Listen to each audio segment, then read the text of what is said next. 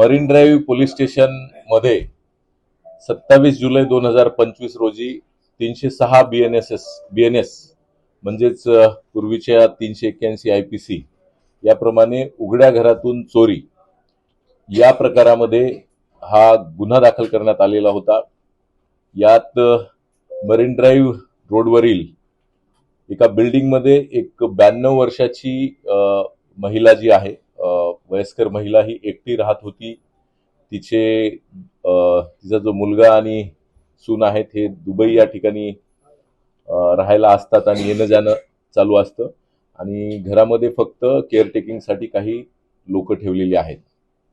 तर साधारण एप्रिल 2025 ते जुलै 2025 या 4 महिन्याच्या कालावधीमध्ये नेमकं कधी ही घटना घडली हे त्यांना माहिती नव्हतं आणि एकूण जवळजवळ 3.56 म्हणजे 3.5 कोटीपेक्षा जास्त रकमेचे 1470 ग्राम इतक्या सोने आणि डायमंड्स वजनाची जी चोरी झाल्याची घटना मरीन ड्राईव्ह पोलीस स्टेशन या ठिकाणी दाखल झाली होती।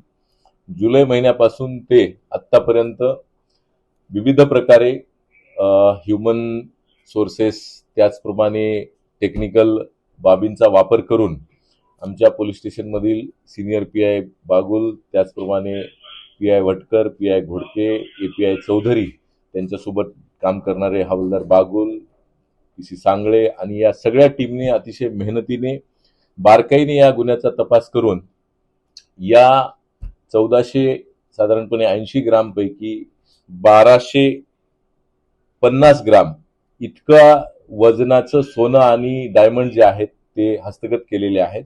खरं पाहिलं तर ही रिकव्हरी जवळजवळ 80% पेक्षा जास्त आहे, परंतु डायमंड्सचं जे काही मोजणी आहे त्याचं व्हॅल्युएशन करण्यासाठी ते डायमंड काढावे लागतात, म्हणून ते शक्य नाही झालं। म्हणून आम्हाला जुन्या ज्या किमती आहेत त्याप्रमाणे ते साधारणपणे 1,27,00,000पर्यंतची 3.5 कोटीच्या एकूण रकमेपैकी ऑन पेपरवर आपल्याला 1,27,00,000पर्यंतची रिकव्हरी जी झालेली आहे आणि वजनाच्या स्वरूपात बघितलं तर ती 80% पेक्षा जास्त आहे। तो फक्त व्हॅल्युएशन मधला डिफरन्स आहे। अशी उत्तम कामगिरी करून आरोपी अर्चना साळवी हिला कल्याणवरनं आमच्या टीमने ताब्यात घेतलेला आहे आणि तिच्या घरातून आणि तिने ज्या ठिकाणी या गोष्टी विकल्या होत्या या ठिकाणावरनं ही सगळी जी काही रिकव्हरी आहे ती करून उत्कृष्ट कामगिरी आमच्या पोलीस स्टेशनच्या सर्व स्टाफ अधिकाऱ्यांनी केलेली आहे।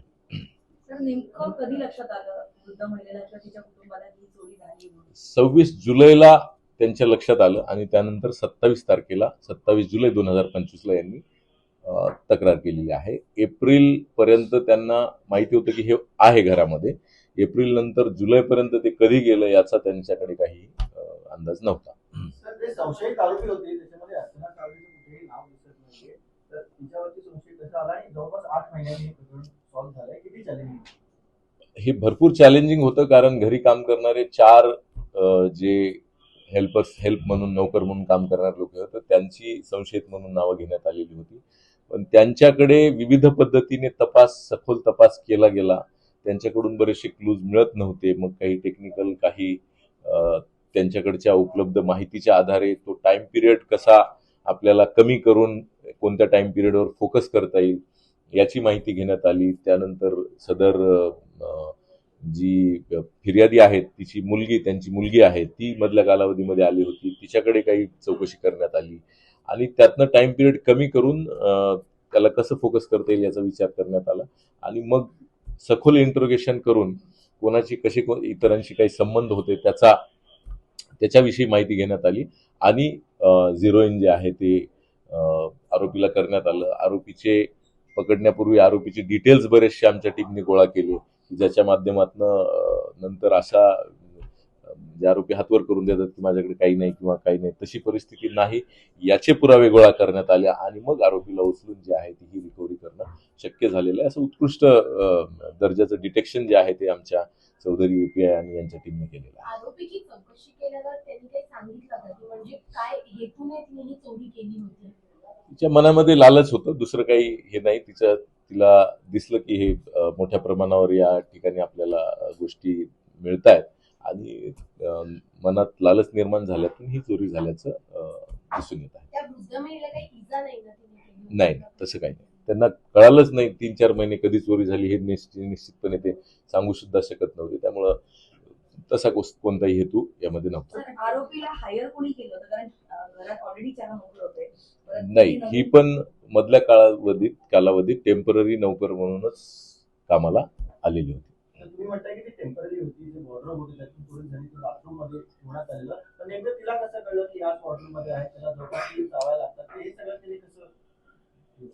तिला म्हणजे बेसिकली एका कपाटामध्ये काही पैसे होते, त्याच ठिकाणी चाव्या होत्या आणि घरात काम केल्यामुळे ती घरातली परिस्थितीची अंदाज तिला आलेला होता आणि त्यातनं तिने हे केलेलं आहे. पहिल्यांदा काही पैसे चोरल्याचं निदर्शनास आलं. मग एवढं सगळं मिळाल्यावर कदाचित तिला असं वाटलं असेल की काही पैसे आपण परत ठेवू शकतो, छोटे पैसे, तर तिने ती रक्कम परत ठेवली. असं आमच्यासाठी टाइम पिरियड कमी करण्यासाठी वगैरे असे बरेचसे जे सर्कमस्टान्सेस आहेत ते मदतीला आले. त्यातनं संशय आम्हाला झिरो इन करता आल्या गोष्टी आणि त्याच्या आधारे आपण तिला पकडू शकलेलो आहोत. तिला कामावरून काढण्यात आलं होतं की 4 महिन्यासाठी? नाही, ती फक्त टेम्पररी 4 महिने पण नाही, ती फक्त काही दिवसांसाठी आली होती. मधल्या कालावधीत काही नोकर कमी पडली किंवा ते नव्हते अशासाठी ती मेकशिफ्ट अरेंजमेंट म्हणून त्या ठिकाणी आलेली होती. अनेक महिन्यानंतर या प्रकरणाचा खरं छडा लागलेला आहे.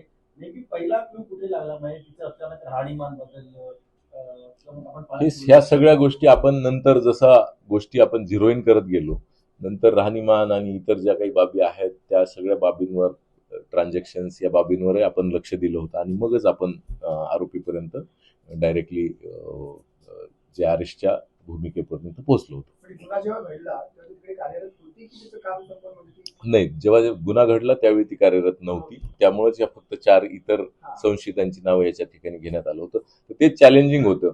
ते बरेच दिवस कळालंच नाही की ही कामावर होती किंवा नव्हती याचाही आणि संबंधित जी वृद्ध महिला आहे तिच्या लिमिटेशन्स आहेत ती सगळी माहिती पण जी काय आहे ती आमच्याकडनं मिळत नव्हती. तर तिचा मुलगा जो दुबईत असतो तो आल्यानंतर ही फिर्याद जी आहे ती घेण्यात आली होती. त्या महिलेकडे आधी पार्श्वभूमी अशी काही आहे का? ट्रॅक रेकॉर्ड नाही, आहे का? नाही. आरोपीची पार्श्वभूमी ती सध्या कुठे कामाला होती? अशाच प्रकारे सध्याचं चौधरी कुठे होती? ते बरे हे सगळं प्रकरण झाल्यापासून तिने कामच बंद केलं.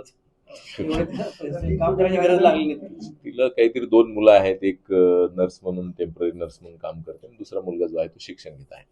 अजून कोणी मदत केली होती? सहभागी आहे? असं सध्या नाहीये, पण आपला तपास जो आहे तो त्या अँगलने चालू आहे. 20% जे बाकी उर्वरित त्याचं तिने काय विल्हेवाट लावली? तर ते अधिक तपास जो आहे तो या संदर्भाने आहे तो चालू आहे.